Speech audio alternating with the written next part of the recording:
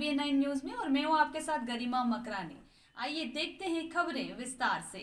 अखिल भारतीय बलाई महासंघ राष्ट्रीय अध्यक्ष मनोज परमार के नेतृत्व हजारों की संख्या में दलित समाज जनों की उपस्थिति में इंदौर कमिश्नर से मांगो कि इंदौर में हाल ही में एक दलित युवक बब्बर मोरेले की हत्या पास ही में रहने वाले गैर समाज के द्वारा हत्या की गई। इस घटना ने दलित समाज में रोष पैदा किया है और अखिल भारतीय बलाई महासंघ ने इस मामले में न्याय की मांग की है। बलाई समाज के राष्ट्रीय अध्यक्ष मनोज परमार और समाजजन ने 5 मुख्य मांगे मानी जाए। कट्टरपंथी जिहादियों के मकान को जमींदोज किया जाए। महासंघ का आरोप है कि इन जिहादियों के मकान और बस्ती से अवैध रूप से नशीले पदार्थ बेचे जाते हैं। मृतक आश्रित परिवार को अनुसूचित जाति जनजाति अत्याचार निवारण अधिनियम के तहत मुआवजा राशि दिया जाए। महासंघ की मांग है कि पीड़ित परिवार को 8,25,000 रुपए की राशि प्रदान की जाए। बब्बर मोरेले के प्रकरण को फास्ट ट्रैक कोर्ट में चलाया जाए। महासंघ चाहता है कि इस मामले की जांच जल्द से जल्द पूरी की जाए और आरोपियों को सजा दिलाई जाए। साउथ गाडराखेड़ी क्षेत्र में कट्टरपंथी जिहादी नशे का कारोबार करने वालों की जांच की जाए। महासंघ की मांग है कि इस क्षेत्र में अवैध नशीले पदार्थों के कारोबार की जांच की जाए।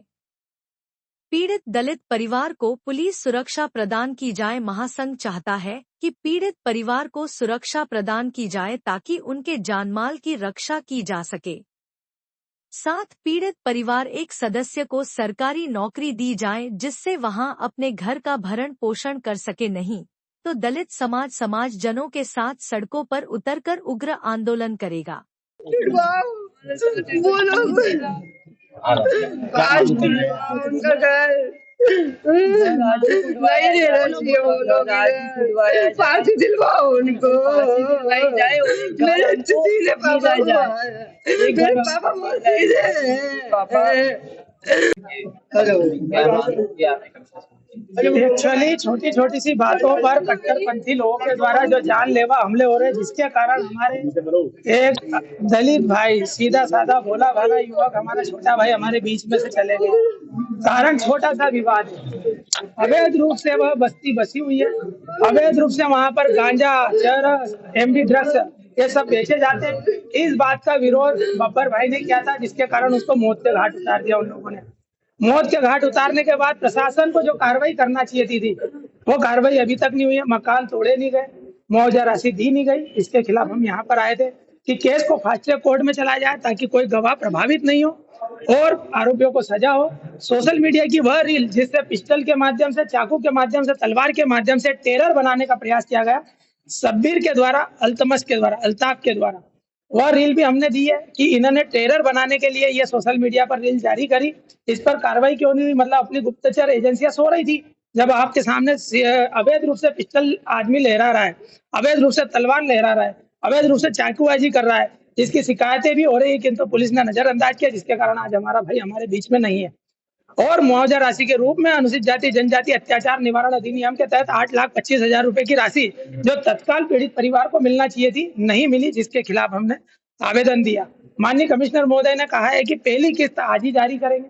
वे अनुमोदन कर रहे हैं, अभी हाल ही प्रस्ताव भेज रहे हैं माननीय कलेक्टर महोदय को। आदिम जाति कल्याण विभाग से यह राशि जारी होगी आज। साथ ही एक प्रस्ताव माननीय महापौर को, माननीय कमिश्नर निगम आयुक्त को भेजेंगे, जिसमें जो पूरी बस्ती है उस बस्ती के दस्तावेजों की जांच होगी। कौन नल का बिल, जल का बिल, बिजली का बिल भर रहा, कौन संपत्ति कर भर रहा, कौन अवैध रूप से रह रहा, कौन नोटरी पे रह रहा, कौन रजिस्ट्री पे रह रहा, कौन पट्टे पे रह रहा, ये सब साफ हो जाना चाहिए। नशाखोर एक भी बचना नहीं चाहिए ताकि हमारा और कोई भाई इन लोगों की बलि नहीं चढ़े। ऐसे कट्टरपंथी जिहादी लोगों को फांसी के तख्ते पर पहुंचाना हमारा संकल्प भी है। इस परिवार के साथ न्याय हो, इस हेतु हम यहाँ माननीय कमिश्नर महोदय से मिलने आए हैं। पुलिस चौकी की भी मांग करी है। वहाँ पर एक मैदान है जहाँ पर ड्रग्स सप्लाई होता है, जहाँ पर नशाखोरी होती है। वहाँ पर एक रिक्शा स्टैंड है जहाँ से महिलाएं, हमारी बहन बेटियां गुजर नहीं सकती। वहाँ पर नशाखोरी होती है, बहन बेटियों के साथ गलत हरकत होती है, अश्लीलता होती है। तो वहाँ पर पुलिस चौकी की मांग करी हमने, ताकि पुलिस चौकी वहाँ पर रहेगी तो सुरक्षा बनी रहेगी, बहन बेटियों का आना जाना बना रहेगा। तो मांग करेंगे कि इनके यहाँ पर मुखिया चली जाए तो इन्हें नौकरी मिली जाए। नौकरी के लिए, हाँ, बहुत अच्छा प्रश्न किया आपने। कल रात को माननीय मंत्री हमारे श्री कैलाश जी विजयवर्गीय भाई साहब से चर्चा हुई थी। उन्होंने नौकरी देने का कह दिया है। कल रात को ही उन्होंने कहा है। आज वे भोपाल में आज ही लेटर जारी कर देते अगर आज इंदौर होते तो। उन्होंने नौकरी देने का, नगर निगम में नौकरी देने का एक बेटी का प्रस्ताव उन्होंने सैंक्शन कर दिया है। 8,25,000 रुपए के लिए भी उन्होंने माननीय कलेक्टर महोदय को सूचनार्थ कर दिया है। तो ये 2 विषय हाथों हाथ हो गए। अब तीसरा जो है मकान तोड़ने का, जिसको लेके हमारा संघर्ष जारी है और जब तक मकान नहीं टूटेंगे तब तक हमारा ये संघर्ष अनवरत जारी रहेगा। धन्यवाद। धन्यवाद। हाँ जी, तोड़ेंगे बेटा।